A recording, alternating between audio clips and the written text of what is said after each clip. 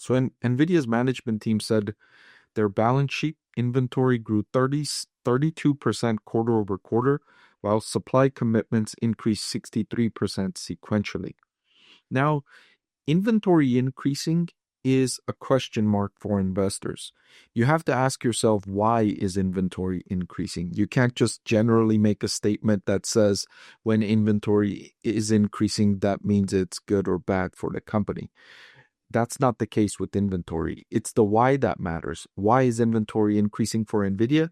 It's because sales are increasing and demand is increasing, which is precisely the reason you want inventory to increase. You want the company to get ready for increasing sales by building up the inventory to serve customer demand.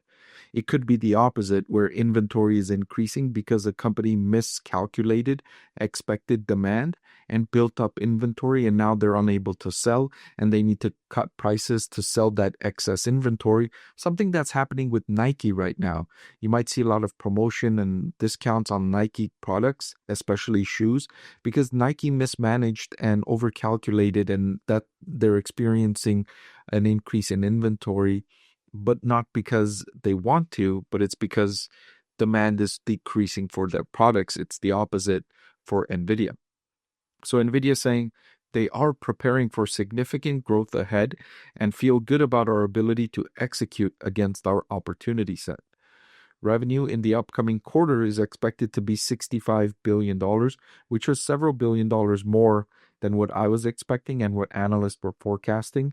At the midpoint, this would imply 14% growth from the previous quarter, with gross profit margins rising close to 75%.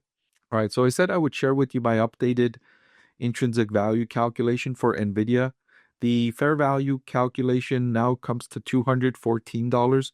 My previous calculation of fair value was around $201. So following the earnings release, I bumped up my Nvidia fair value calculation by $13. And I didn't bump it up directly. I don't ever directly change the intrinsic value per share.